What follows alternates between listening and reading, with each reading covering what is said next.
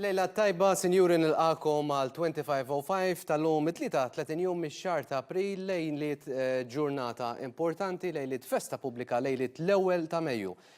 Dik il-ġurnata li qed inħeġġu l-Maltin kollha jattendu għaliex hija ġurnata għal ħaddiema kollha, kif se nkunu qegħdin niskutu mal-panel tagħna li għandna llum, hija ġurnata fejn se nkunu qegħdin niċċelebraw bil-kbir u l-għajta tal-Partit Laburista lil ħaddiema kollha hija biex għada tingħaqdu war nofsinhar Pjazza Kastilja. Il-lejla tajba lilek Rebecca. Kif inti Pablo? Tajjeb ħafna. Illum kif għedna se nkunu qed niddiskutu propju diversi aspetti mill-aħbarijiet li għadhom kemm ħarġu matul l-aħħar sigħat, propju ħanitkellmu anke dwar l-aspett tal-pensjonanti, is-surplus u naturalment kif qed ingawdu minn dan il-ġid, però kif semmejna l-ewwel ta' Mejju għada u allura se nkunu qegħdin niddiskutu dan ukoll. Ekku, kif qed tgħid inti l-aspettattivi huma kollha sabiex għada l-eluf jattendu għal Pjazza Kastilja. Jiġifieri minn hawnhekk inħeġġukom sabiex għada war nofsinhar tingħaqdu mal-Partit Laburista u tagħtu s-sapport tagħkom u niċċelebraw flimkien jum il-ħaddiem. Iżda llum fid-diskussjoni ser ikollna fil-fatt ukoll kollegament live ma' ġurnalist sabiex inkunu nistgħu naraw l-andament tal-armar fi Pjazza Kastilja hekk kif għada kif qednilkom qed nkunu qed niċċelebraw jum il-ħaddiem flimkien. Iżda llum madwar id-diskussjoni se nkunu qed nagħmlu referenza għal rally tal-anzjani li indirizza l-Prim Ministru Joseph Muscat aktar kmieni dalgħodu u aktar topics importanti iżda dan huwa aktar nħalli fidejn Pablo. Grazzi ħafna Rebecca u fil-fatt nilqa' minnu fih fil-panel tagħna lill-Ministru għall-Ekonomija u l-Investiment Chris Cardona nilqa' fostna kif ukoll magħna wkoll kandidati għall-elezzjonijiet tal-Parlament Ewropew Felix Busuttil kif ukoll Cyrus Engerelli lejla tajba lilkom, sinjuri. U l-telspaturi kollha. Qed ngħidu illi għada hija ġurnata importanti għal Maltin u l-Awċin kollha, ġurnata importanti għal ħaddiema kollha u kulħadd imħeġġeġ jattendi Pjazza Kastilja għada wara nofsinhar biex niċċelebraw bil-kbir. Niċċelebraw mhux biss għaliex hija ġurnata importanti għal kull wieħed waħda minnha, nisimgħuha kemm il-darba din, kemm kull wieħed waħda minnha min ħaddem, min jaħdem huwa ħaddiem fl-aħħar mill-aħħar u qed jagħti l-almu tiegħu għal ġid ekonomiku fil-pajjiż u allura mhux biss ġurnata importanti għal ħaddiema kollha, iżda ġurnata importanti għaliex se ningħaqdu biex niċċelebraw is-suċċessi kbar li jagħmel dal-pajjiż sena wara l-oħra taħt it-tmexxija tal-Prim Ministru Joseph Muscat. Infakkarkom mela għada war nofsinhar niltaqgħu il-Belt Valletta Pjazza Kastilja. Ġurnata importanti għal-żgħażagħ mod partikolari, ġurnata importanti għal min qed jaħdem fis-settur illum il-ġurnata għaliex qed jibbenefika minn varjetà ta' xogħlijiet oqsma differenti li forsi sa ftit snin ilu biss konna nesperjenzawhom fil-pajjiż. Madana kollu wieħed ma jistax jinsa x-xogħol u l-kontribut kbir li taw l-anzjani tagħna li forsi minkejja li ma kellhomx iċ-ċans u l-varjetà li jesperjenzaw il-varjetà ta' xogħol li qed jesperjenzaw iż-żgħażagħ llum il-ġurnata madana kollu m'hemmx dubju l-kontribut tagħhom kien wieħed kbir. Qabel aċċenna għal dan propju il-Prim Ministru waqt ir-rally tal-anzjani llum fil-Belt Valletta u sostna illi naturalment l-anzjani tagħna huma importanti huma l-qalbna u sostna wkoll li qed igawdu, forsi mhux b'mod dirett, però b'mod indirett minn dan il-ġid. U xtaqt minn għandkom propju il-kummenti tagħkom dwar dan, dwar kif l-anzjani, il-pensjonanti tagħna llum il-ġurnata qed igawdu minkejja li m'għadhomx forsi fil-workforce minħabba l-età tagħhom naturalment. Cyrus. Bl-ebda dubju l-anzjani tagħna llum qed igawdu jintgħat b'mod indirett, però naħseb anke b'mod dirett mill-ġid li qed isir f'pajjiżna, il-ġid ekonomiku illi naħseb pajjiżna qatt ma ra bħalu għall-inqas kemm ili ħajjiena jien għandi 37 sena qatt ma niftakar pajjiż li għandu rata ta' tkabbir bħal m'għandu bħalissa u bħalma kellu f'dawn l-aħħar 6 snin.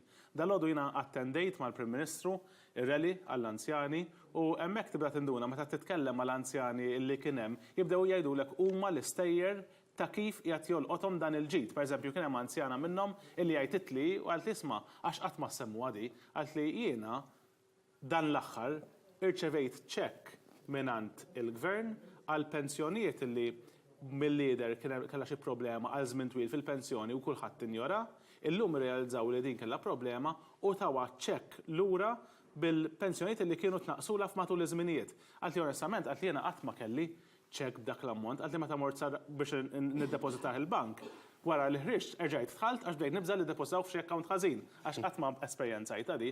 Naħseb meta tara l-esperjenzi tan-nies dawk l-anzjani li pereżempju illum il-ġurnata tirċevu ċekkiet forsi b'somhom iżgħar illi qatt ma bassru qabel ir-raba żieda fil-pensjonijiet sena wara l-oħra. Dawk l-anzjani illi llum il-ġurnata anke jistgħu joħorġu jaħdmu għaliex għadhom iridu jżommu ruhom attivi fis-soċjetà tagħna u forsi jagħmlu part-time fejn qabel ma setawx għax iridu jieħdu ħsieb it-tfal tat-tfal tagħhom, in-nepotijiet tagħhom. Illum grazzi għat child care b'xejn, dawn l-anzjani qegħdin iżommu lilhom infushom attivi, qegħdin joħorġu jaħdmu part-time għaliex għalihom huwa importanti li joħorġu mid-dar u jkoll jagħmlu xi ħaġa f'ħajthom li hija importanti u tagħtihom dak is-sodisfazzjon u d-dinjità. U allura tara kif b'mod dirett u b'mod indirett is-surplus illi għandna f'pajjiżna illum l-ġid ekonomiku illi qed ikollna u li kellna matul dawn l-aħħar 6 snin qiegħed jolqod b'mod tajjeb il-ħafna anzjani. Però ovvjament jibqgħu sfidi wkoll. Ġifieri hemm sfidi illi għadna rridu nindirizzawhom b'aktar ħeġġa, però naħseb meta il-poplu Malti Wawċi jaħseb ftit u jqis fl-isfidi li għandna wkoll għall-futur, ma l-ewwel jirrealizza għaliex rajna li Gvern Laburista u l-partit immexxi minn Joseph Muscat, il-Gvern immexxi minn Joseph Muscat, dejjem iwettaq dak li jwiegħed illum il-poplu Malti Wawċi jaf li għal kull sfida li hemm huwa biss il-Partit Laburista li se jelibha u nkunu qegħdin nelbuha flimkien fi żmien li ġej. Ħa nisimgħu minnu fih il-kummenti tal-Prim Ministru waqt ir-rally għall-anzjani dal-għodu. F'dawn taħt dan il-gvern, in-nies speċjalment il-pensjonanti tagħna m'għadhomx jistaqsu x'ħajoħdilna. Illum il-pensjonanti tagħna jistaqsuna settuna u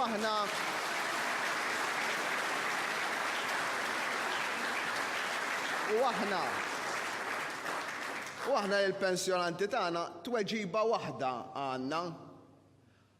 Diġà tajniekom, imma mhuwa xejn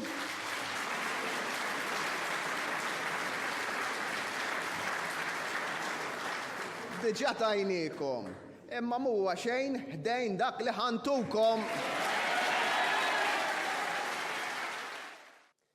Mhux xejn dak li ħantukom, Ministru, ġifieri aħbar tajba immens għall-pensjonanti jistennew beħtara kbira. Din hija aħbar illi mhi aħbar xejn għaliex il-Prim Ministru naħseb illi kien konsistenti ħafna f'dak li għandu x'jaqsam mal-anzjani, mal-veterani u man-nies illi jkunu ħarġu mill-xogħol. Punt illi semma l-Prim Ministru illi naħseb illi kien pjuttost b'saħħtu kien isma' jiena nixtieqkom li tibqgħu taħdmu, però m'hemm l-ebda obbligu biex min għandu ċertu età jibqa' jaħdem. Jiġri din hija xi ħaġa li hija fid-deċiżjoni tagħkom iddeċiduha intom. Għaliex? Għax il-ġid illi qed jiġi ikkreat f'dan il-pajjiż mhux qiegħed hemmhekk għall-opportunisti għal min jixtieq ma jagħmel xejn u jaqla xi ħaġa, anzi bil-maqlub. Il-ġid li qed jiġi maħluq huwa qiegħed hemmhekk biex min vera stinka u min vera jixtieq jara illi il-ġid tagħna jiġi distribwit b'mod illi jkun seren għaliex mhuwiex l-aħħar għan tagħna, l-aħħar għan tagħna mhuwiex kemm ħadd tagħmel flus, l-aħħar għan tagħna kemm ħajkollok ħin mal-familja, kemm ħadd gawdi il-persuna tiegħek, kemm ħadd gawdi l-ħbieb tiegħek, kemm ħadd gawdi it-tfal tiegħek u bħala anzjanu jew kellha bħala veteran kemm ħajrnexxielek tagħti kontribut lilek innifsek u l-familja tiegħek u anke lis-soċjetà tiegħek, però dik hija xi ħaġa li fl-aħħar mill-aħħar tiddeċidiha inti. U l-Ministru kien ċar ħafna għall-isma'. M'għandi l-ebda problema li l-pensjonanti jibqgħu jaħdmu, jibqgħu jirsistu, anzi, hija xi ħaġa sabiħa, jiena nixtieq, pereżempju, li l-ġenituri tiegħi jibqgħu parti mis-soċjetà u mill-komunità tax-xogħol tal-pajjiż tiegħi, però jekk jiddeċiedu illi jieqfu, għandhom ikollhom id-dritt li jieqfu b'mod dinjitus. U allura l-Prim Ministru meta indirizza dalgħodu il-laqgħa tal-General Workers Union, indirizza b'mod illi kien pragmatiku ħafna, li jagħmel sens mhux biss b'mod politiku, imma b'mod loġiku. Illum il-ġurnata għandek familji illi huma estiżi, illi għandhom it-tfal, illi t-tfal tagħhom jafu jmorru ġo child care centers, jafu jmorru għand il-tsijiet, għand il-nanniet, għal-direttura. U allura dan huwa, id-deċiżjoni għandu jkollhom il-familji tagħna f'dan il-possibiltajiet li hemm. U għalhekk din hija elezzjoni li twassal għal deċiżjonijiet fuq possibiltajiet. Għaliex aħna din noffru tip ta' ħajja li tagħti saħħa kbira l-kwalità tal-ħajja. U ħaddieħor huwa pessimist, huwa drammatiku, huwa mdejjaq, mhux qed jara l-possibiltajiet illi għandna f'dan il-pajjiż, mhux qed jara wkoll u mhux qed jantiċipa is-saħħa li għandu dan il-pajjiż tru u bis-saħħa tal-poplu Malti u Awċi u din hi xi ħaġa dipendenti biss fuq l-ekonomija u finanzi, hija iktar miftuħa minn hekk, hija tinkorpora is-saħħa tagħna, il-ħajja tagħna, l-kwalità tal-ħajja tagħna, l-imħabba tagħna, il-ġeneru tagħna, xtip ta' nies nixtiequ li jkollna fil-komunitajiet li ngħixu fihom. U allura l-aspett illi qed tgħid inti Pablo, illi jikkombina wkoll mal-ħajja tal-pensjonanti, dawk in-nies li jkunu taw il-kontribut tagħhom fis-soċjetà jagħmel iżjed sens jekk jingħata iżjed libertà, iktar progressività, però fl-istess ħin jingħata wkoll iżjed solidarjetà f'dak li għandu x'jaqsam ma' dinamika ta' familja, ta' ħajja u ta' kapaċità li jkollok ħajja ħafna ħjar. Kif semmejna għamilna ċen matul dawn l-aħħar ġranet, ċertu deċiżjonijiet u ċertu miżuri li qed jieħu il-Gvern Laburista faċli tagħmelhom fuq karta, però tista' twettaqhom biss għaliex għandek l-ekonomija b'saħħitha li jirrikjedu ċertu finanzjament. Ħanaraw il-kommenti tal-Prim Ministru propju waqt il-laqgħa dal-għodu marbuta mal-importanza tas-surplus. U għalhekk nerġgħu mmorru lura għal punt li tlaqna minnu. L-ekonomija għalhekk is-surplus importanti, għalhekk huwa importanti li l-pajjiż jibqa' jagħmel il-qlieħ. Dan il-qlieħ mhux biex jieħu pjaċir Edward Cicluna bih qegħdin jieħu pjaċir bih kif nieħu pjaċir anke jien. Imma il-qlieħ li nagħmlu jkun qiegħed hemmhekk sabiex imbagħad inkunu nistgħu nagħmlu u nagħtu affarijiet oħra u nagħmlu skemi oħra li huma importanti biex il-pensjonanta u l-pensjonant l-ewwel nett ma jibqa' l-ebda waħda wieħed minnhom jgħix fil-faqar. Dawk li qegħdin diġà passi l-qoddim ikollhom biex jagħmlu żewġ passi l-qoddim. Min irid jibqa' attiv fil-ħajja tax-xogħol ikollu l-inċentiv li jibqa' attiv fil-ħajja tax-xogħol jien m'għandi xejn kontra anzi totalment favur li l-anzjani tagħna jibqgħu attivi fil-ħajja tax-xogħol. Jekk iridu huma imma. Mhux bil-fors biex ilaħqu, dik hija d-differenza. Dak kienu l-kommenti tagħna Prim Ministru, xtaqt li niddiskuti dan flimkien mal-kandidata l-elezzjoni tal-Parlament Ewropew Felix Busuttil, però qabel nagħmlu dan, xtaqt li ngħaddu għal Rebecca li se twassilna kollegament dirett mal-Belt Valley tagħna naraw daqsxejn l-andament, il-preparazzjoni għal għada nfakkarkom wara nofsinhar Pjazza Kastilja. Rebecca fidejk. Ekku, kif qed tajjeb inti Pablo, issa ser naqdu ma' Kyle Mifsud li jinsab fi Pjazza Kastilja sabiex itina update kif sejrin l-armar u l-preparazzjonijiet għal għada. Insellim lek Kyle u grazzi tal-lina qatmana.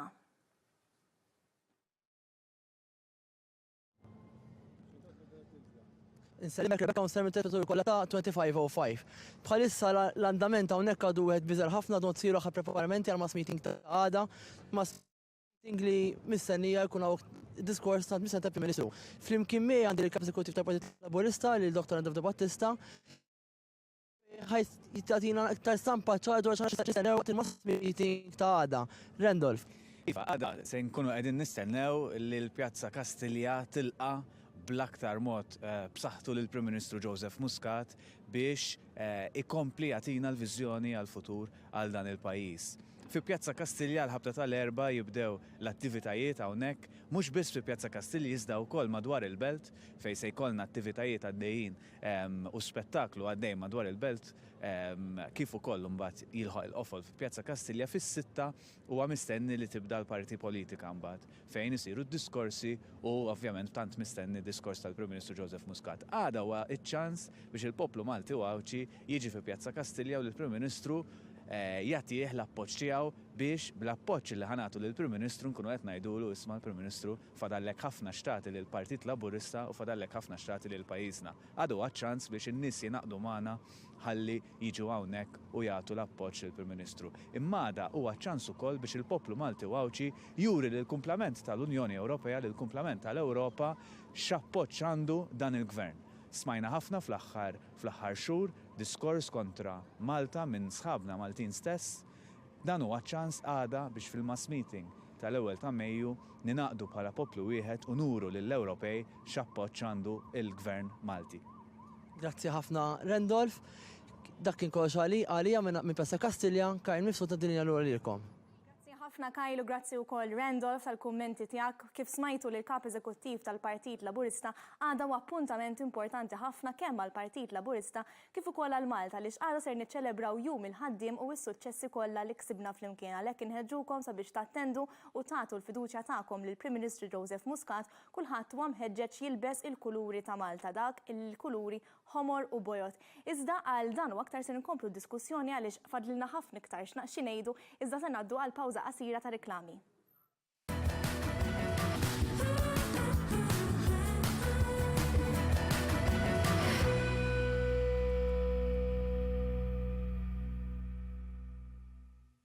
Għal-poplu jista' jagħmel għażla serena. Għażla fuq bażi ta' kompetenza ta' min jiġi qudiemkom bir-riżultati. Nies iridhom jistaqsu. Min huwa l-aktar kompetenti biex jmexxi? Joseph jew Delija? Min għandu viżjoni għal uliedna? Joseph jew Delija? Ma min tafu fejn qegħdin? Ma Joseph jew ma Delija? Min jista' joffri s-soluzzjonijiet? Joseph jew Delija? L-ewwel ta' Mejju, Pjazza Kastilja ma' Joseph Muscat. U nassigurakom li Joseph mhux se jieqaf f'sobtu.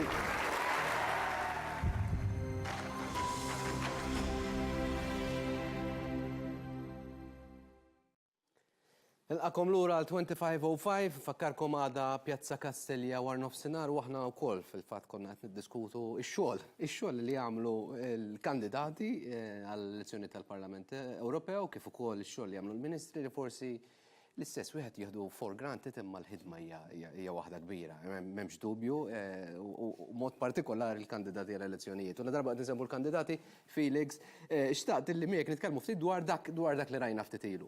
L-importanza ta' dan is-surplus minkejja li ħadd ieħor li das-surplus ma jeżistix u kemm huwa importanti rajna li tielet sena konsekuttiva Malta benefikat minn dan is-surplus u kif qed jibbenefikaw ukoll l-anzjani tagħna, l-anzjani u l-pensjonati. L-għuna biex qabel ma wieġbek ngħidlek li jiena issa ħadd isem u kun jom ir-raġel tiegħi għax nista', ġifieri Felix Busuttil huwa Felix Busuttil għax hekk ħafna jafu nies, imma jiena Felix Gallia Busuttil, ġifieri biex nkunu ċaru beta mur fuq il-ballot paper jaraw ma jsibunix fuq jgħat fil-nofs. Min ifittxu fuq Instagram qed ħajsibu wkoll tajjeb bil-kunjom. Naħseb l-ikbar sfida ta' kull pajjiż fid-dinja hija ħanitkellmu naqra fuq il-pensjonijiet. Għax għandna rajna ħafna li ġara pereżempju fil-Greċja u fil-Spanja, fil-Portugal f'dawn l-aħħar snin meta kellhom problemi serji finanzjarji. L-ewwel ma jbatu huma kważi żewġ faxxi tas-soċjetà. Huma il-pensjonanti l-ewwel għax dil workforce tkun qed tagħmel inqas flus allura dak li jieħu min qiegħed fit-tarf tal-faxxa jieħu inqas jew ma jieħu xejn kważi, jew ukoll fejn jidħlu l-artu u l-kultura, hemm jisparixxu l-flus. U għana qed naraw kważi, mhux kważi, qed naraw il-kontra ta' dak li jiġru f'pajjiżi oħrajn fejn qed igawdu il-pensjonanti għaliex at the end of the day x'inhu l-pensjoni. Pensjoni huwa ringrazzjament, rispett ta' dak il-xogħol kollu li inti għamilt ħajtek kollha. Ġifieri jekk inti at the end of snin twal li tkun ħdimt. Tkun wasalt għamilt snin twal ta' ħidma x'aħna meta nirrealizzaw l-ammont qed nitkellmu l-ammont ta' ħin qatta mal-familja jew mat-tfal tagħna jew mal-klib tiegħi f'dak il-każ. U l-ammont ta' ħin li morru x-xogħol, no comparison, ix-xogħol l-iktar ħin li nqattaw fih. Jekk inti m'intix kuntent fix-xogħol, m'intix kuntent fil-ħajja.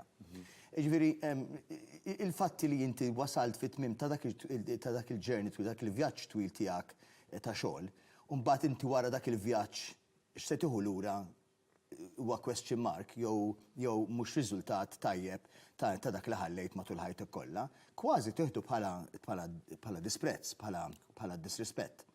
Allura, il-fatti li hemm bis-surplus, l-ewwel ma jgawdu ma il-pensjonanti, mbagħad mhux nitkellem biż informazzjoni fuq l-art u l-kultura għax qiegħed fl-Arts Council Festivals Malta dak nitkellem fuq affarijiet oħra, għax fejn tidħol l-art u l-kultura wkoll hemm miljuni qegħdin impoġġu f'dan rigward.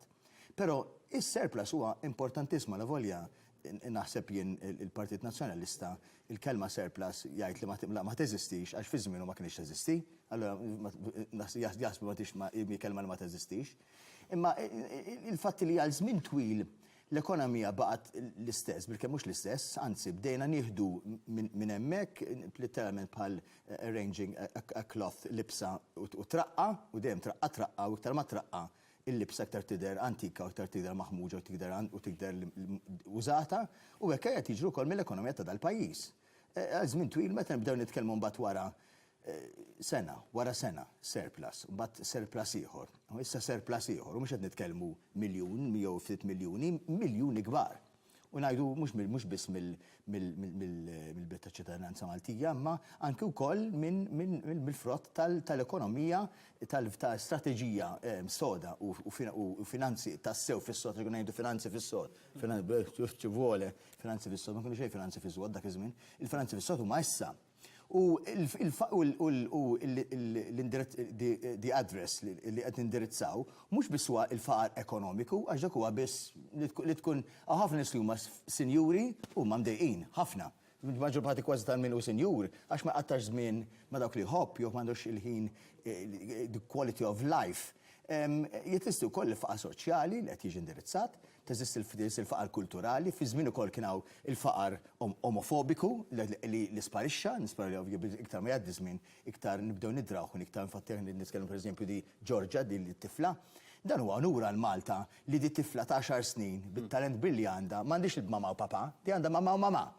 U di Maltija, ġifieri xi ħaġa immensament sabiħ li għandna kważi riflessjoni tas-soċjetà Maltija llum li taċċetta mama u mama li għandha tifla li mhux tifla biss li hija intelligenti, ma b'talent straordinarju. Ġifieri u hawnhekk ninfaħrilha lil Ġorġu min qiegħed jiddireġġi xew min jaf x'tim għandha warajja.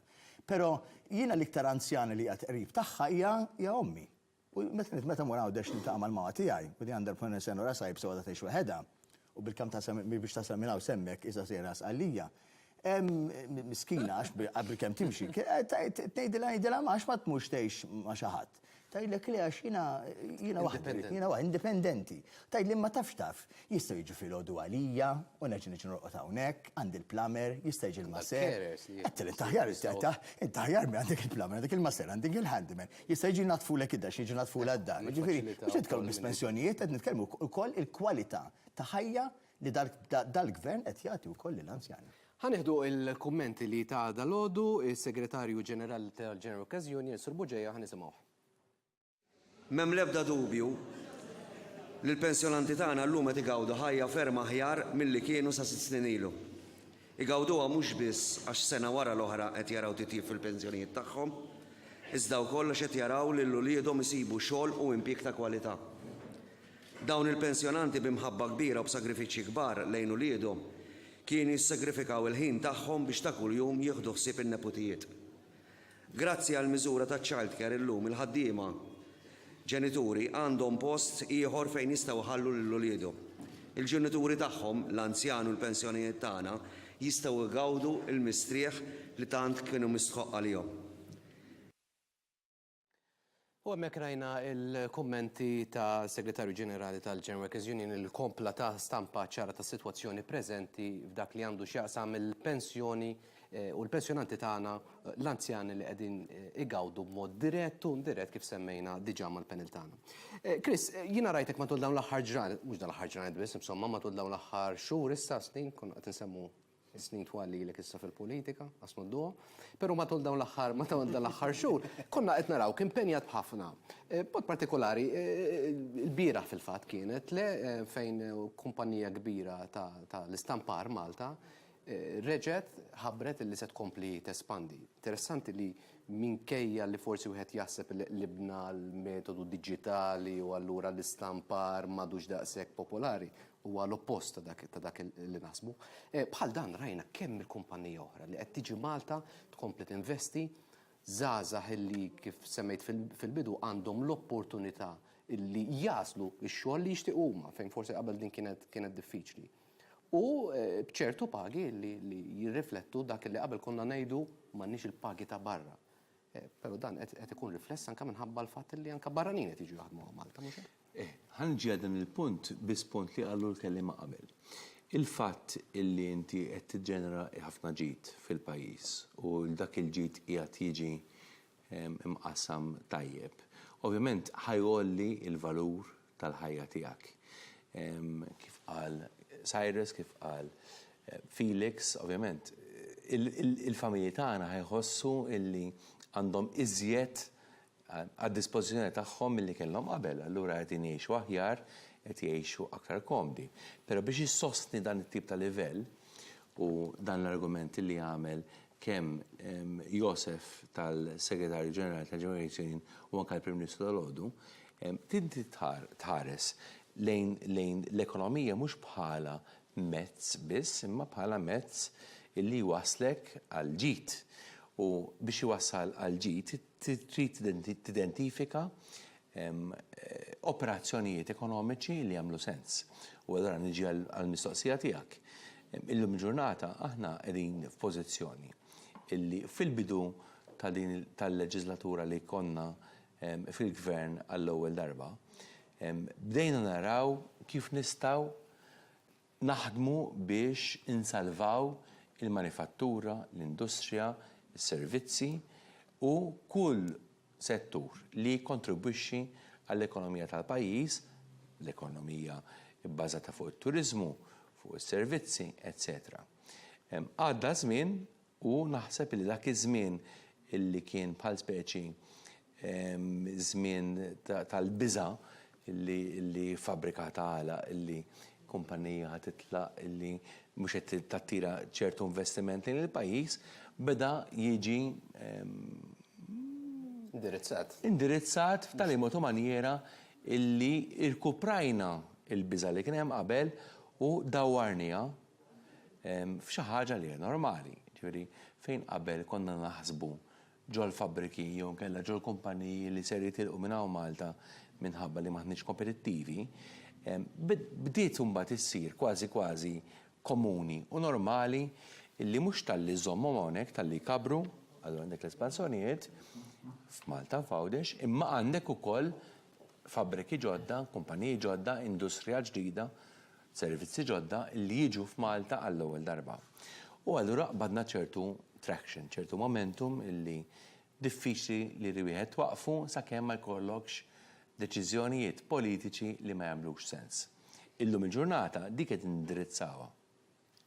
Mhux biss biex tkun iffukata bħala kontributur ewlieni għall-ekonomija, imma biex tkun ukoll kontributur ewlieni għal impjiegi tajbin għal Maltin. Tgħidli inti ħatoqgħod titkellem fuq impjiegi bejn Maltin u barranin, bejn Maltin u Għawċin u dawk illi mhumiex Maltin, le, fl-ebda mod. Jiena li qed ngħidu illi jiena bħala Malti u naħseb illi kulħadd jagħmel dan it-tip ta' argument, inkun kuntent ħafna li f'Malta l-aħjar impjiegi illi konna għad-dispożizzjoni tal-impjegati tagħna jgħidu l-Maltin. Qed ngħid xi ħaġa ħażina minn daqshekk bl-ebda mod. Identità nazzjonali, Malti, nħobb il-Malta, nħobb il-pajjiżi. Issa jekk imbagħad hemm setturi illi fihom m'għandniex jew kellha għandna kompetittività b'saħħitha ħafna minn pajjiżi oħrajn u allura għandna introduċu persuni li huma barranin, li huma ġejjin minn barra, bl-ebda mod u fl-ebda ħin ma nagħmlu xi tip ta' ostakolo. Il-Prim Ministru kien ċar ħafna. U l-mistoqsija li għamel kważi ħasditni b'mod pożittiv għaliex tant hija ċara u tant hija indirizzata f'mod illi tispjega ruħha għal isma' jiena x'nixtieq li ngħaddi mill-problemi li kellna qabel l-2013 fejn ma ssibx impjegati, fejn ma ssibx il-ħaddiema, jew kellha llum illi l-Maltin għandhom l-aħjar impjegi, però mbagħad nixtiequ naraw illi jkun hemm persuni minn barra l-pajjiż illi jiġu hawnhekk u jtuna il-knowledge tagħhom, it-tarif tagħhom, l-arfin tagħhom, l-esperjenza tagħhom. U allura nibnu mudell ta' ekonomija illi mhux biss hija multikulturali, imma hija wkoll b'saħħitha li tat riżultat b'saħħithom.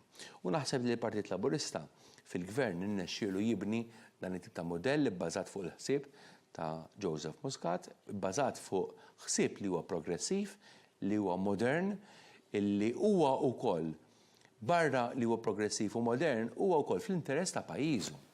Għaliex jekk inti ma timxix f'din it-tip ta' politika progressiva, l-ikbar żvantaġġ li jista' jkollok mhux għall-politika tiegħek imma għal pajjiżek. L-ikbar daqqiet li jista' jkollok mhuwiex għal dak li qed jiġri fl-Ewropa imma għal dak li jista' jiġri fil-pajjiż tiegħek. U allura dana bla dubju ta' xejn huwa ħsieb illi juri illi jimxi fil-mod progressiv, fil-mod liberali ta' ħsieb politiku ta' Joseph Muscat bħala politiku, ta' Joseph Muscat bħala Prim Ministru, ta' Joseph Muscat bħala persuna statista illi fl-Ewropa naħseb jiena illi qed jieħu isem b'saħħtu ħafna għal politika illi tista' tmexxi lil dan ir-reġjun b'mod illi jkollna suċċess wieħed wara l-ieħor. M'hemmx dubju llum ukoll statistika oħra sabiħa li ħarġet lejliet l-ewwel ta' Mejju, lejliet jum il-ħaddiem Malta reġgħet irreġistrat l-inqas waħda mill-inqas rati ta' qatt fl-Ewropa. Ġifieri hemmhekk inkomplu naraw kemm din il-viżjoni għada qed taħdem għada b'saħħitha, però minkejja dan Cyrus, hemm ċertu sfidi, inti tiltaqa' ma' ħafna żgħażagħ minħabba l-kampanjar li qed tagħmel bħalissa għall-elezzjonijiet. U xtaqt nisma' minn għandek propju x'jaħsbu żgħażagħ dwar sa ftit ilu kif qal tajjeb Chris, li xu kienet x'se nagħmel hekk x'se nsib ġob, allura ħansib fejn żgur nista' nassigura ġob, anke jekk forsi ma jogħġobnix, anke jekk forsi m'għandix il-kompetenzi, ma nara kif nagħmel biex nidħol hemmhekk biex għall-inqas inserraħ rasi għas-snin li ġejjin illi għandi ġob. Illum il-ġurnata din l-istorja nbidlet u naħseb fuq naħa l-oħra tal-istorja. Infatti meta kont qed nisma' id-diskors ta' Joseph Dalodu Buġejja, is-Segretarju Ġenerali tal-German Workers Union, dak illi ġieni f'moħħi xu qal illi meta jħarsu lura lejn dawn l-aħħar 6 snin, l-anzjani u l-pensjonanti jafu u jħossu illi llum qegħdin ħafna aħjar minn 6 snin ilu.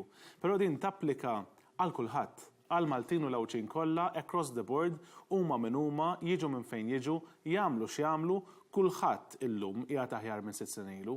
U infatti jiena niftakar 5 snin ilu meta konna nħabtu l-bibien f'dan l-istess perjodu u konna din nitkellmu man-nies sena biss wara illi kien hemm il-Partit Laburista fil-Gvern. In-nies kienu għadhom qegħdin jgħidulna isma' jiena għadni qed infittex ix-xogħol. Jew jgħidulek isma' it-tifel tiegħi għadu qed ifittex ix-xogħol. Tgħinu ftit forsi jsib xogħol imqarb il-minimum wage x'imkien ħalli jkun daħħal rasu x'imkien għaliex għandu bżonn ix-xogħol issa jixtieq ibni familja, jixtieq jiżżewweġ, jixtieq li jixxu post, jixtieq li jkollhom it-tfal. Dawn kienu l-affarijiet li konna nisimgħu. Konna nisimgħu kemm qegħdin imbagħtu minħabba l-għoli tal-kontijiet tad-dawlu l-ilma li dak iż-żmien kien iż-żmien meta kienu qegħdin jorqsu, sa kienu ħajbdew jorqsu. In-nies kienu ħajbdew jirċievu l-ewwel kontijiet fid-djar tagħhom li kienu irħas minn dak li kienu ilhom iħallsu għal 20 ta' snin. Kienu jgħidulna li mhux qegħdin ilaħqu mal-ħajja dak iż-żmien, illi l-ħajja kienet qed tolgħu wisq bil-pagi li kellhom dak iż-żmien jew il-qat li kienu fih, il-fatt li kienu unemployed, ma setgħux ilaħqu. Illum is-sitwazzjoni hija totalment differenti. Illum meta nħabtu l-bibien u niltaqgħu man-nies jgħidulek isma' jiena għandi xogħol, però nixtieq insib xogħol ta' nqasbatija llum il-ġurnata. Nixtieq nara kif ħan avvanzi aktar.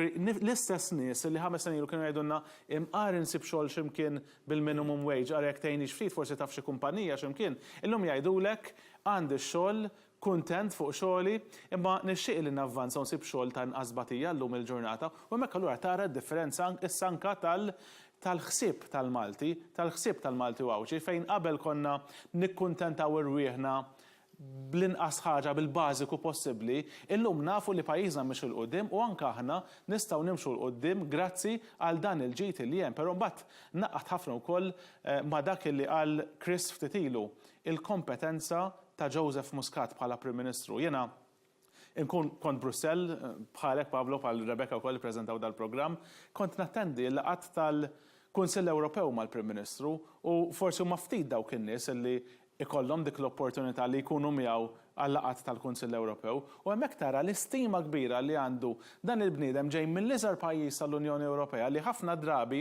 fejn ħaddieħor ma jistax isib is-soluzzjoni, fejn ikunu madwar mejda 28 Prim Ministru fejn m'hemmx qbil dwar il-bailout tal-Greċja li semma Felix, dwar pereżempju l-immigrazzjoni, dwar numru ta' affarijiet oħra, sejm ma jistgħux jaqblu joħroġ il-Prim Ministru tagħna b'soluzzjoni li jġib il-kulħadd warajh. U naħseb dak huwa l-fatt tal-fejn igawdi din l-istima, però huwa wkoll il-fatt tal-fejn in-nazzjonalisti dawk li jgħiru għal min qed jagħmel is-suċċess, dawk nies li huma bitter għal kull ħaġa li qed jirnexxielu jikseb dan il-gvern għaliex jemmnu li huma biss għandhom il-monopolju fuq l-Unjoni Ewropea u li huma biss jistgħu jitkellmu fuq l-Unjoni Ewropea u li jkollhom is-suċċess fl-Unjoni Ewropea, għamlu minn kollox sabiex jippruvaw ikissru lill-Prim Ministru, ikissru lil Malta u b'dak li ppruvaw jagħmlu kienu ħajkissru il-ġobbijiet tal-Maltin u l-Awċin li qegħdin nitkellmu fuqhom illum u l-ġid kollu li qed jinħoloq hawnhekk. Grazzi Cyrus, ħankomplu minn hawn ftit ieħor ngħaddu għal ftit momenti ta' pariri kummerċjali.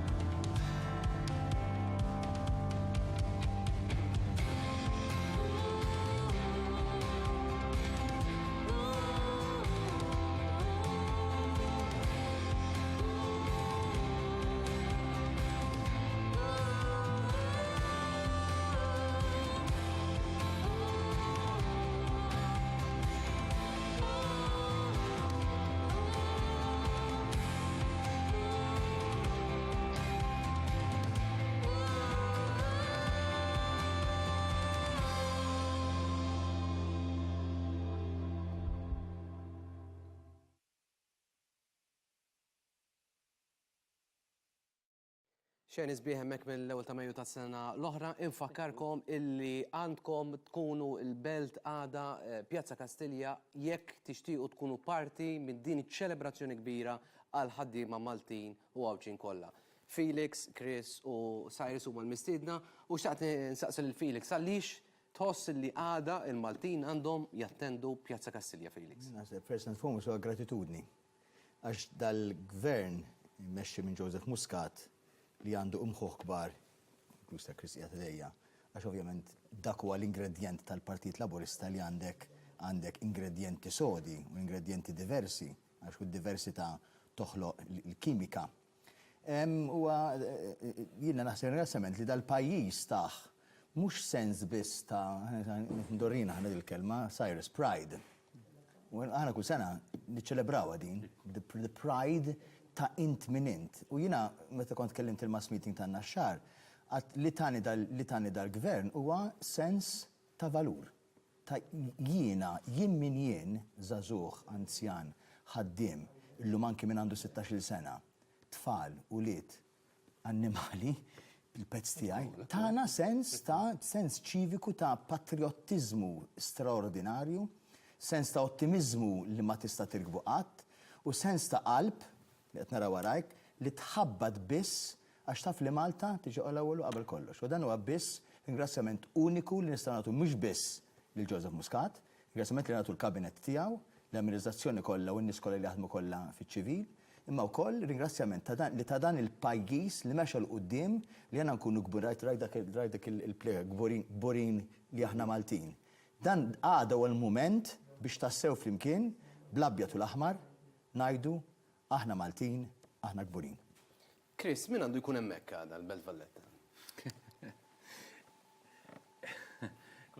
Ara, sentejn ilu niftakar Pablo meta kienna l-ewwel meeting qabel dik l-elezzjoni li mbagħad waslet tal-2017 illi kienet sena qabel l-elezzjoni kif suppost, però saret. Il-ħeġġa tagħna kienet fuq in-nies li huma ta' rieda tajba li jixtiequ li jaraw illi għoddejjin b'dak ix-xogħol illi semmew Cyrus u Felix illi ma jwaqfux lil dan il-pajjiż nofs triq. In-nofs triq issa qbiżnija. Qbiżnija għaliex fl-2013 Joseph sar Prim Ministru, fl-2017 ġie konfermat bħala Prim Ministru, illum qegħdin fl-2019. U allura ix-xogħol inqabeż in-nofs triq illi kien wieħed Joseph bħala Prim Ministru. U allura issa iżjed tagħmel sens illi ma nwaqfux din it-triq. Għaliex?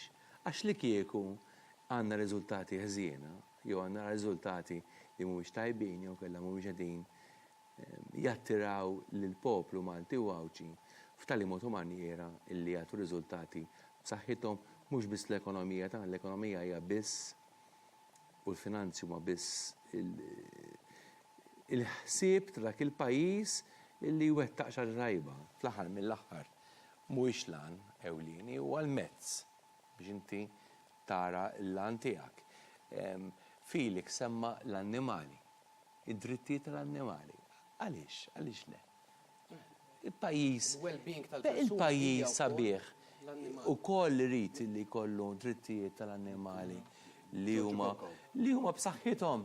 I mean, illum m'għandniex nitkellmu fuq id-divorzju, m'għandniex nitkellmu fuq id-drittijiet ċivili. Saru kważi parti mit-tessut soċjali ta' dan il-pajjiż. Grazzi għal partit u għal pajjiż immexxi minn Joseph Muscat. Baqalna ħafna iżjed x'naħdmu. Illum il-Prim Ministru meta kienet jindirizza lill-anzjani u l-veterani fil-General Workers Union qallhom isma' toqgħodux taħsbu x'tajnikom għaliex għax dak huwa ftit ħafna dej dak li ser intukom u m'għandix dubju illi l-għajta illi hawn fil-pajjiż illi ħajkonna gvern li jibqa' dej b'dan il-moviment b'saħħtu ta' tiġdid ta' mħabba ta' riżultati u ta' ġid ser jibqa' dej u ser jibqa' jiġi konfermat la darba fil-25 ta' Mejju jkollna riżultat tajjeb. Grazzi Chris, l-appell tiegħek Cyrus għal-għada. Għada ġurnata ta' ċelebrazzjoni, ġurnata ta' festa, ġurnata li naf kemm hemm Maltin u Għawċini li dejjem iħarsu leja u jkunu expectant jekk li jmorru, jistennew għalli jafu li jridu jmorru. L-lum fil-house visits jekk dojja jgħidu nis, nispera li hemm xi kultant xi anzjani, nispera li għadhom kun niflaħ għalli żgur niġi hemmhekk għax qatt ma tlifta. U allura importanti int minn fejn int, għada imxi ċaqlaq lej il-belt ħajm bankiet għal min forsi ikollu bżonn joqdaq xejn iktar bil-qiegħda, il-persuni b'diżabilità ħajkollhom section ukoll fejn jistgħu jiġu hemmhekk u jkunu komodi wkoll ħalli jsegwu id-diskors tal-Prim Ministru huma wkoll għaliex aħna partit li naħsbu f'kulħadd għada post kulħadd huwa il-Belt Valletta. U naħseb għandna għada nagħtu risposta b'saħħitha. Risposta b'saħħitha għaliex fi Brussell tisma' ħafna ġurnalisti MEPs aħar darba kont qed fi Brussell inħabtu l-bibin tal-MEPs aħna nħeġġuhom ħalli jivvutaw kontra artiklu 7 illi kitbet Roberta Mezzola fir-reżoluzzjoni tagħha u kien waħda MEP Taljana qaltilna imma Malta huwa pajjiż tal-biża' llum.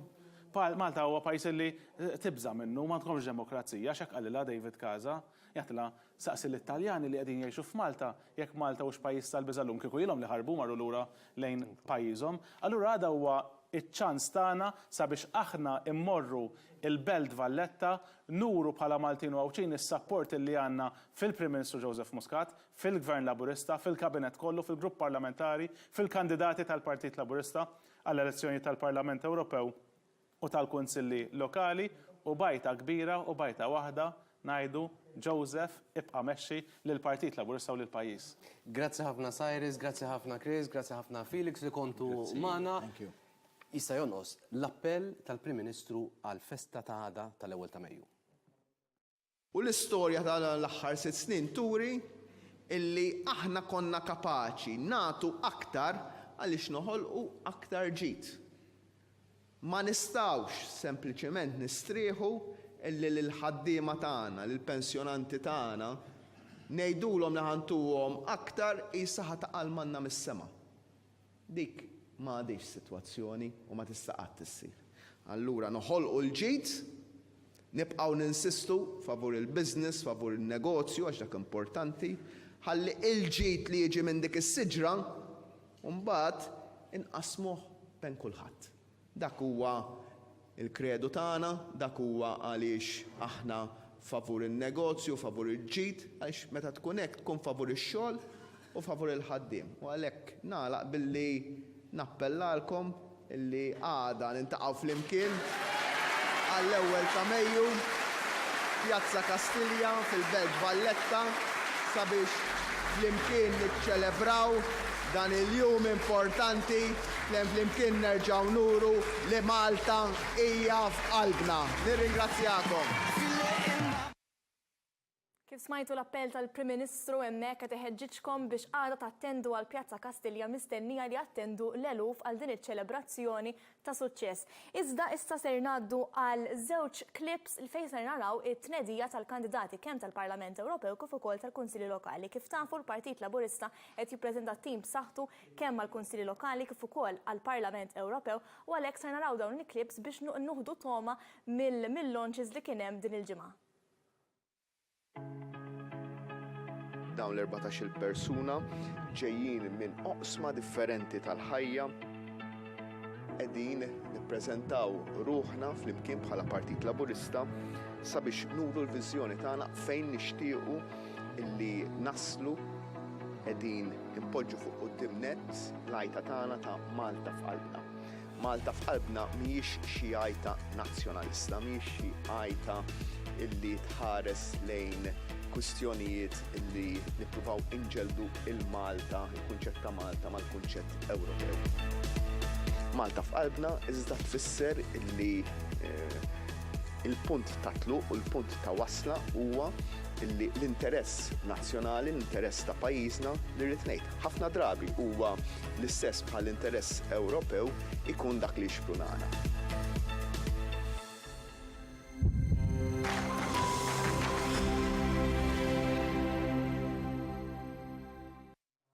Ekku kif rajtu hemmhekk għandna rajna ftit momenti mill-tnedija tal-Parlament Ewropew tal-kandidati kollha tim b'saħħtu kompetenti li qed jippreżenta l-Partit Laburista. Ngħaddu issa għal feature fejn ser naraw ftit momenti sbieħ mill-1 ta' Mejju miċ-ċelebrazzjoni ta' snin preċedenti fejn dejjem naraw entużjażmu kbir fi Pjazza Kastilja. Narawhom flimkien.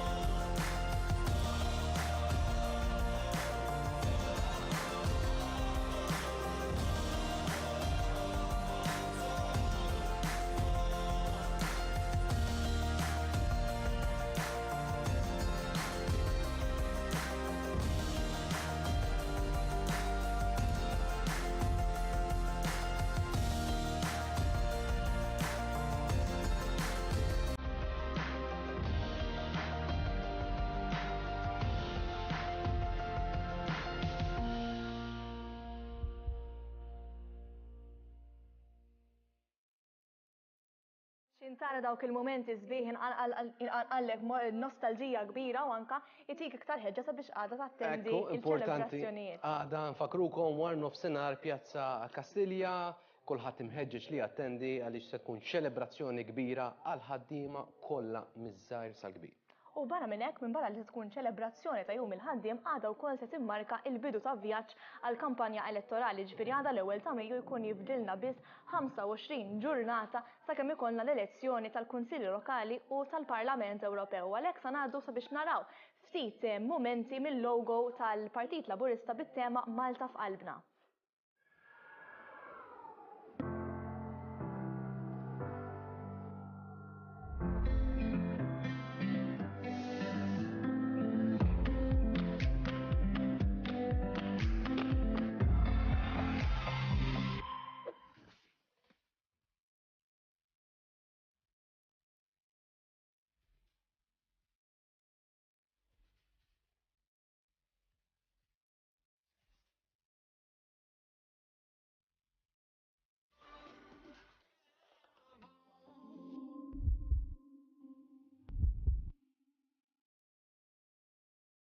Ekku hemmhekk rajna il-logo tal-Partit Laburista bit-tema Malta f'qalbna din ser tkun lajta tal-partit għall-elezzjonijiet li ġejjin. Messaġġ pożittiv kif dejjem jirrifletti il-Partit Laburista. U jekk għandkom Malta f'qalbkom għada nħeġġukom mela tkunu Pjazza Kastilja il-Belt Valletta tingħaqdu mal-eluf għal din iċ-ċelebrazzjoni kbira kif diġà minna ċen matul il-programm tal-lum. Inħeġġiġkom tkunu hemmhekk, aħna se nkunu hemmhekk nittama li narawkom. Wasalna fit-tmiem ta' programm ieħor, grazzi tassew li kontu magħna, għada kif qedtilkom niltaqgħu l-Belt Valletta. Ekku qabel nagħlqu nixtieq nirringrazzja lill-sponsors tagħna lil Gilda ta' Ħwejġi u lil Marks & Spencer ta' Ħwejjeġ, Pablo lil Tata Italja għażraben u kif ukoll lil Inglot għal xari u għal makeup. Iżda kif qedna qabel narawkom għada fi Pjazza Kastilja l-ewwel ta' Mejju biex niċċelebraw flimkien jum il-ħaddiem. Grazzi u lejli tajjeb. Lejl tajjeb.